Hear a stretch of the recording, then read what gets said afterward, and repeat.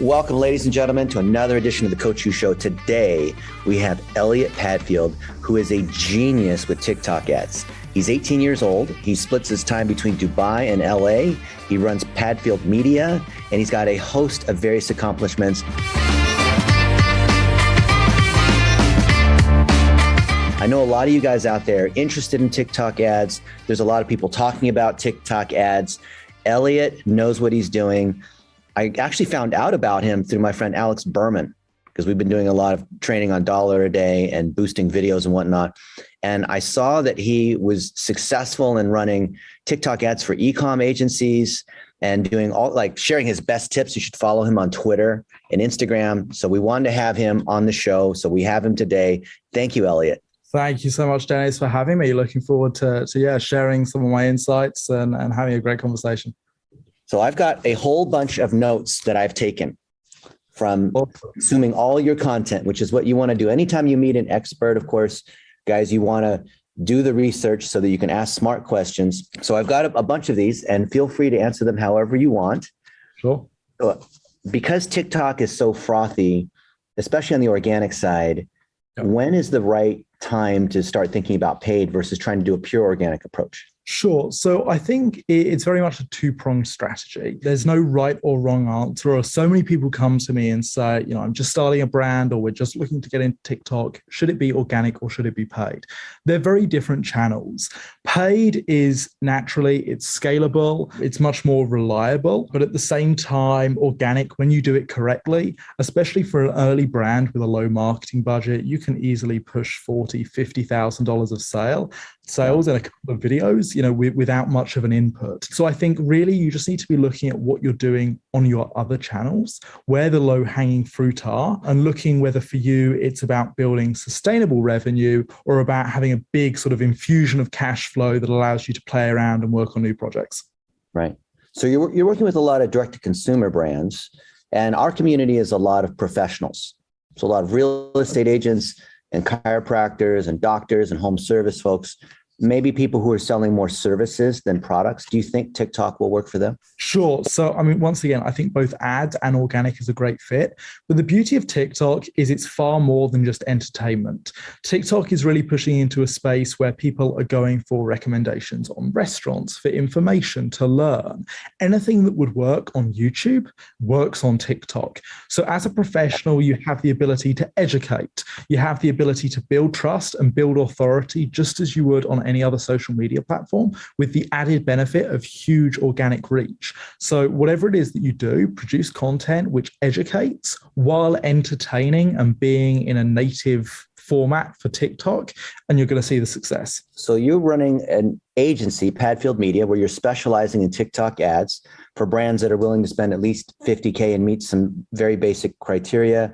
It looks like it's going great. You've got a fantastic model where your fee is only 15% of ad spend, which is fantastic. So of all the folks that are coming in, and based on what you've learned about what's working and not working as an agency running TikTok ads, how do you know if a particular client is going to suck? Sure. Actually, the state of TikTok right now, there are very, very few clients that we can't get incredible results for. But at the end of the day, it's just about finding the right angle that works. I honestly believe that there are very few brands, products, or services that are unmarketable on TikTok. It's just about finding an angle that's both shareable enough and fun enough for the platform. And I think this is the real thing with social media. It's about producing content and marketing angles that is native to the platform. And so actually it's more about figuring out how you can adapt what you're doing to work with the audience and fit in on the platform. Got it. Well, how do you coach a client on a video strategy? What if they don't know how to do video? What if you're dealing with a business owner that's twice your age? They got a great product. Maybe they have some influencers, but they just don't understand what to do about video. Sure. So, with our service, one of the big benefits is we throw in all of the creative, we produce it in-house in that fee. That was one of the biggest issues we were finding prospective clients were having. Even if they could find an ad agency that was willing to run great ads, they were being forced to provide the creative at a huge cost, and it just wasn't a great fit.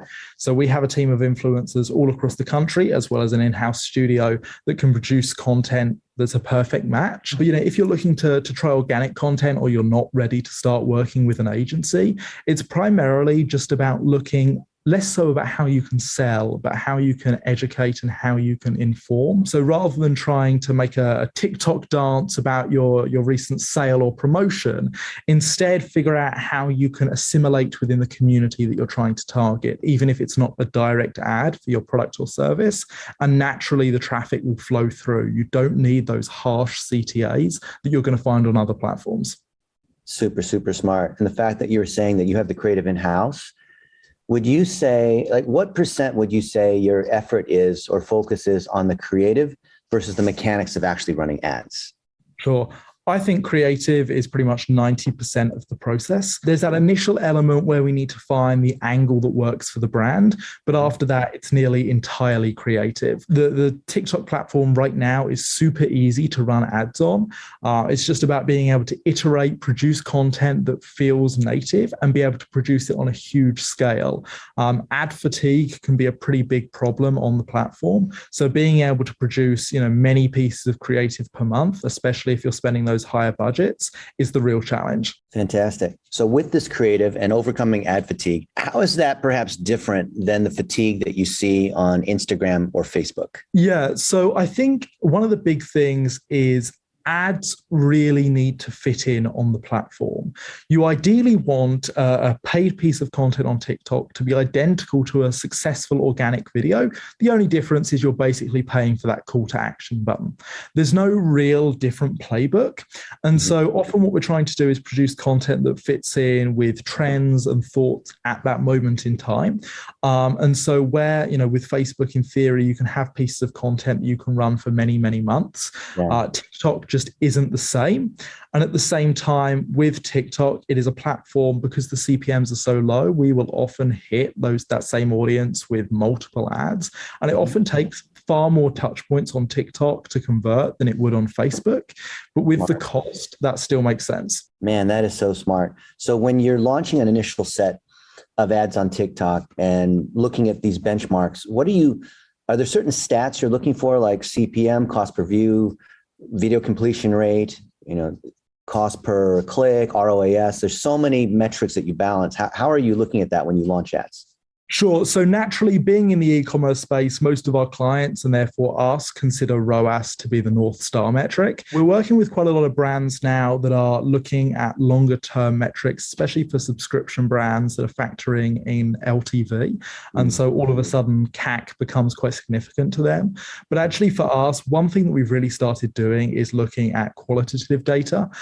So looking at the comments that have been left on the ads and understanding how people are reacting. And I think in an environment right now where media buying is seen as purely data and revenue driven, being able to mix the two can be incredibly valuable, because we can actually foresee trends and consumer sentiment and understand why that affects our data. I think media buyers in 2022 are very quick to draw assumptions from the data, where we look to really sit down and understand what customers are thinking and then match that to the changes in the data. So you mentioned just a moment ago about the need to have top and mid funnel content because it takes more touches instead of just buy, sale kind of content. How do you allocate budgets between those different objectives, given that ROAS is the bigger goal? Sure. So, I think it depends obviously on the vertical. What we'll often find though, this demographic that you find most on TikTok, they buy based on trust. So for us, it depends. You will often find with some brands, we can run very similar types of creative, and it's just about building that brand awareness prior to purchase.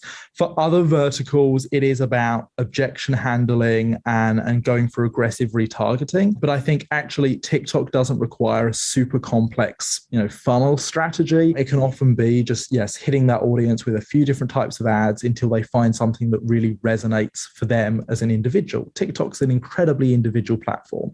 The For You page is always about delivering perfect content for the perfect people. It's not about what's going viral for everyone.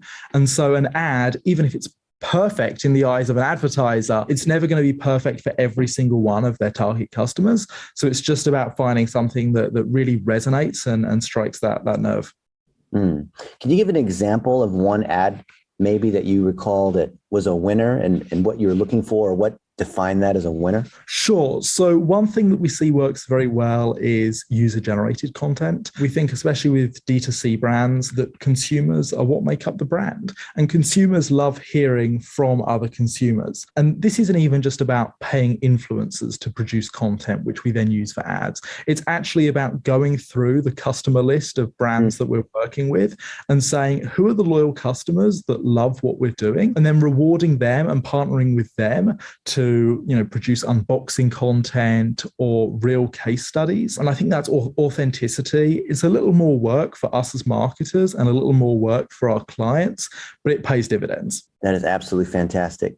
So when you're repurposing content that comes directly from operations, from your customers and whatnot, and turn them into TikToks that we put money against, are you looking for like a CPM benchmark where you said the traffic is cheaper, or cost per view benchmark? Like, what is there like a number or a certain set of numbers you're looking to try to reach? Sure. So once again, a lot of the brands we work with have very high LTV. But what we're finding is Facebook, most brands we work with see Facebook as a loss leader. Many of the subscription brands, they're paying $50, $60 per conversion for an initial AOV of maybe $25 or $30. So our big aim is, can we make it profitable on the first purchase, which we near enough always can.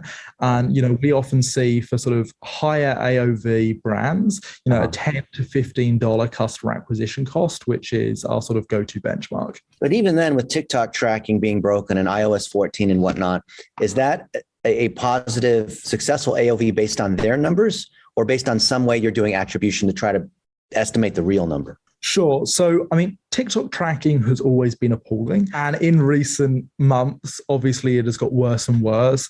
The tool that we use with all of our clients is Triple Whale. The guys over there are absolutely incredible. And to be honest, I think pretty much every high growth direct consumer brand is using them right now. Incredible attribution, multi-channel attribution, incredibly powerful, both for us as an agency to understand what's working, and also for our clients to see on a wider level how ads are not only driving direct conversions at that touch point, but then adding value to their entire funnel. So then you're not even using TikTok's own data, except for like CPM reviews or native data?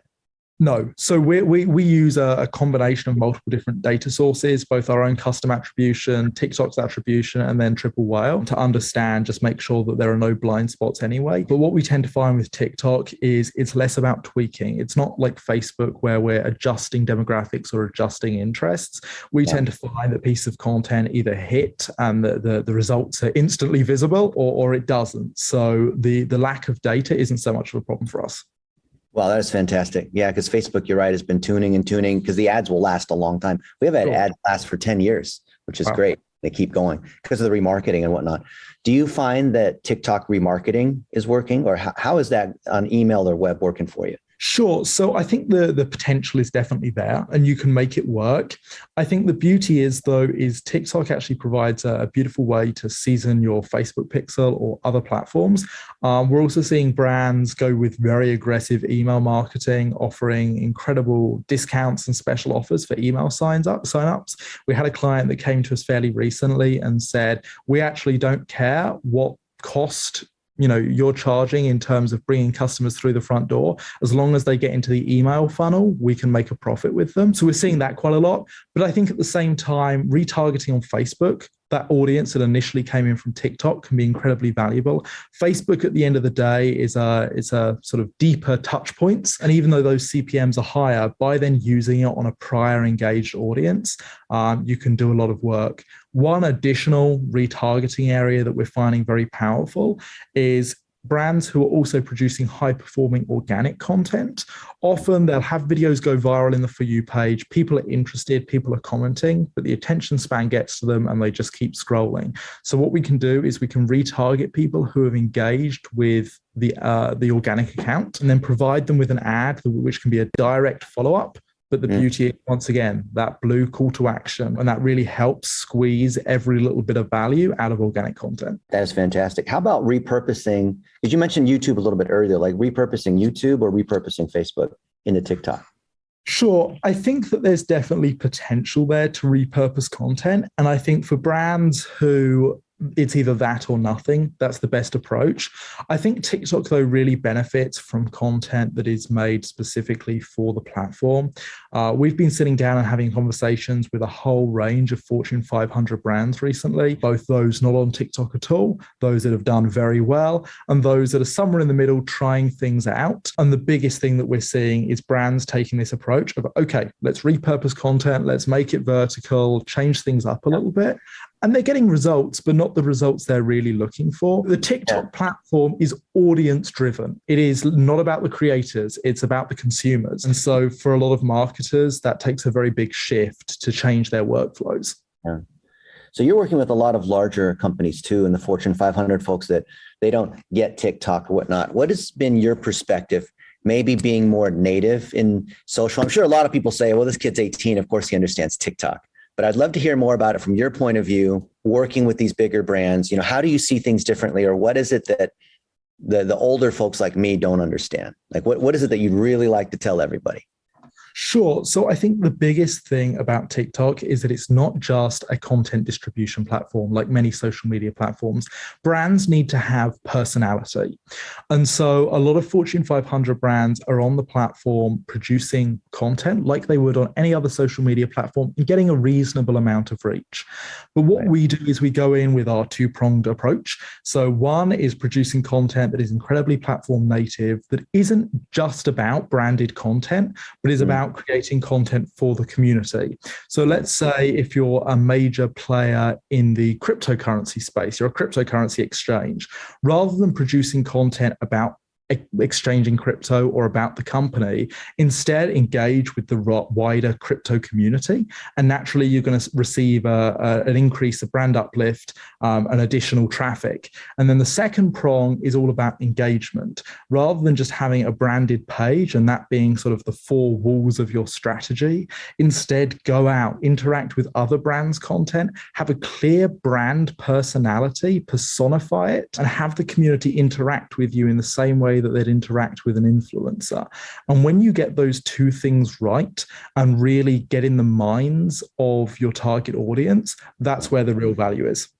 Man, that is pure gold. I would take what you have there and tweet it out 50 different ways. So thank you.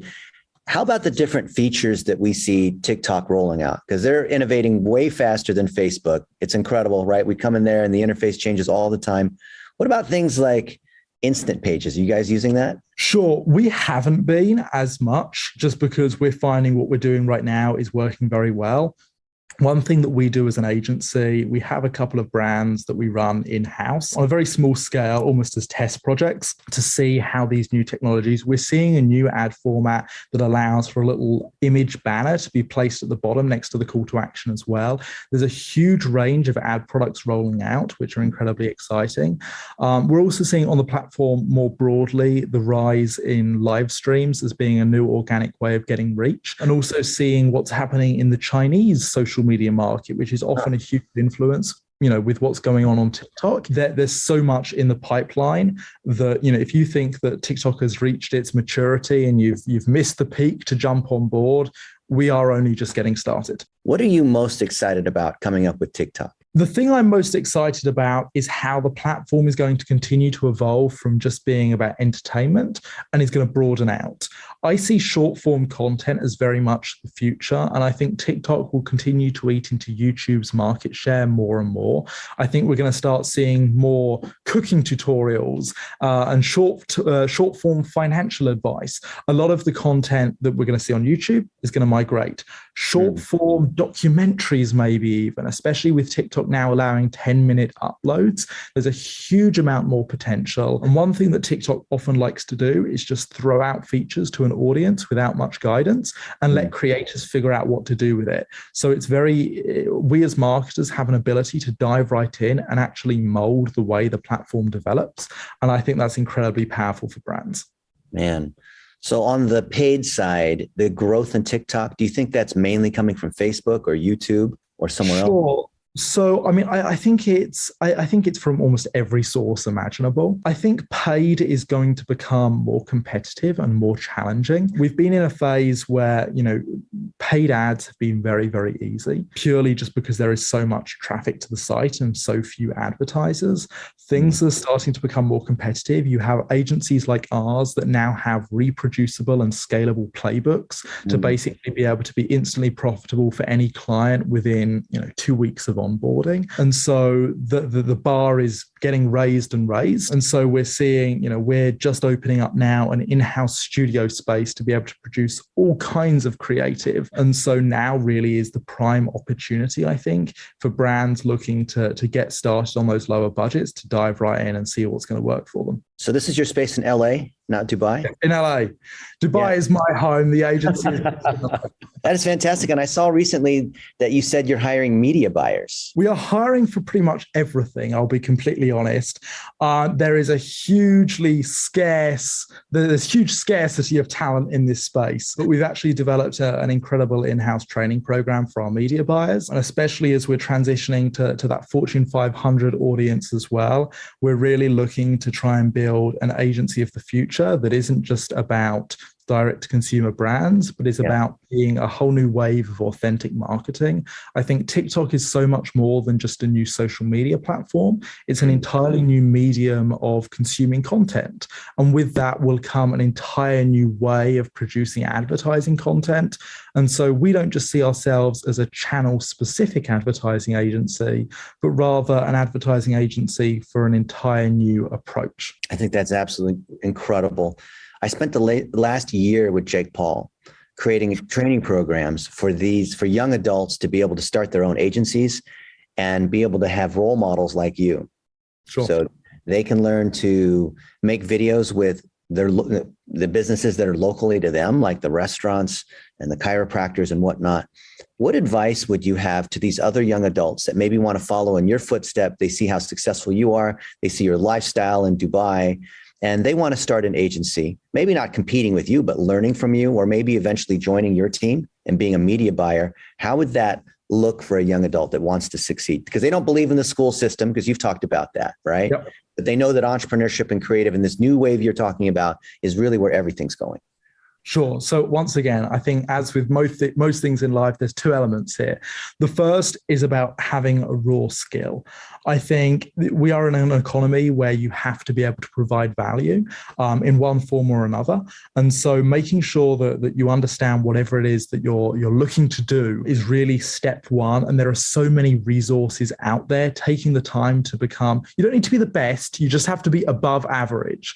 And then the second element is going out and actually talking to people. It doesn't matter how many books or courses you take about writing cold emails. There is nothing better than sending 200, seeing what works, and then adapting. I think we've sort of created this culture where it is so focused on education. But the first thing we do, if I want to start a new company or I want to start a new campaign, from day one, near enough, we're sending out emails, we're getting on the phone with people, we're messaging people, talking to people, because at the end of the day, the best feedback is going to come from your potential customers. And even people that don't sign with you or don't hire you, they're going to have feedback for you that you can then package and use to improve the next pitch. There's no better advice than what you just said about jumping in and getting real experience. Instead of reading about video, make video, send that cold email and whatnot. How did you become so good at public speaking and communicating? It's been a long road. I mean, I consider myself to be quite an introverted person. And I remember growing up, middle school and early high school, not being a confident public speaker at all. But I think confidence in public speaking comes from confidence in what you're saying. I think if you believe in what you're saying and you believe that you can really add value to the people you're talking to, you're not afraid to speak out. If you're working in a group and you've got an incredible idea, it probably doesn't matter how confident of a public speaker you are, you're going to mention it because you know how valuable it is. So it's just scaling it up. If you're trying to speak about something you're not an expert on, it's nerve-wracking. And it's the same thing for me. When I get asked to speak on something I'm not sure about, it's going through my mind, what could I be asked? But when you're a real domain expert, everything just falls into place because it's your passion. It's what you love talking about and you want to share it with the world. And clearly your passion's showing through. And we like to say that competence creates confidence. Yes. And you have such expertise here in running the agency and TikTok ads and understanding really where the heart of advertising is moving towards.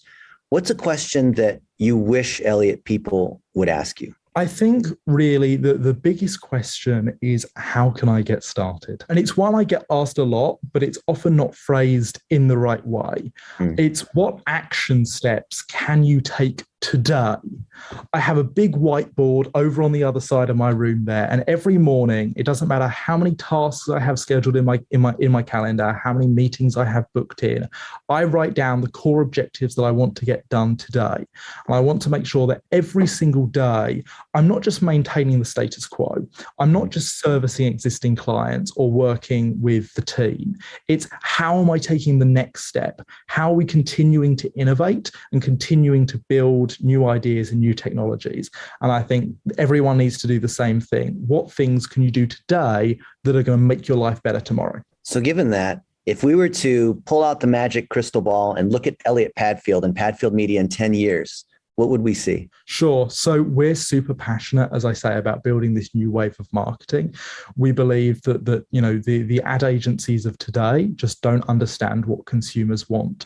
We don't market to, we market with. So in 10 years' time, we really see ourselves leading this space and helping brands understand and have empathy with consumers and building grassroots marketing. And at the same time, we're looking to invest heavily in technologies in this space that allows creators to start their own business. It's something we're already doing. I have earmarked millions and millions of dollars of my own capital to invest in creators that want to start direct consumer brands, membership communities, and more, because we really see people like you and I, like the audience, who are building their own brands rather than having their needs and wants dictated from our corporate overlords. Amen. So who are you following and what are you reading to keep up to where things are going? Sure. So, I think in this space, the industry moves so quickly on a day-to-day basis. Twitter is my real home. And, so many of the things that we as an agency implement, we get tips from our friends on Twitter. And there is such an incredible community of brand builders and marketers who are testing things out. At the same time, I think there's some super interesting work that is being done in the agency space right now. And it's important for us, we don't want to become a sort of very fast-paced agency that's just working with e-commerce brands and will fizzle out when the next trend comes along. And so I think it's really important for us to actually learn from the big agencies of the world and the big brands of the world, because at the end of the day, even if we don't agree that their marketing is best for the future, the work that they've done is still incredibly admirable. Amen. Well, Elliot, you are an inspiration to all of us, whether we're agency owners or brands or consultants. Are there other things that you would like our people to know? We've got a large audience of digital marketers, a lot of young adults, a lot of agency owners, and a lot of small business owners. Sure. Well, I think the one thing I would say is we're always looking to partner up with other agencies, bring new people in-house to work with us. We are, really passionate about building this future of marketing. It's less about us as an agency and this new revolution as a whole. So whether you're building a SaaS product or you've got an agency or looking to join the team, please do reach out to me and my team. We're here to try and help everyone grow together. But once again, it's just about taking that action, validating things in the market and pushing forwards. Fantastic. Elliot, how do people find you? Well, on Twitter, I am at Elliot Padfield. That's the best way to reach me. That's where I preach my teachings on a day-to-day basis. And of course, the agency is padfieldmedia.com. And then you've also got my personal website, elliottpadfield.com, where I share some of my longer form content and you can get a little more information about my background. Elliot, you are an absolute boss. Thank you so much for being on the Coach U Show. Thank you, Dennis, so much for having me. It's been an absolute pleasure.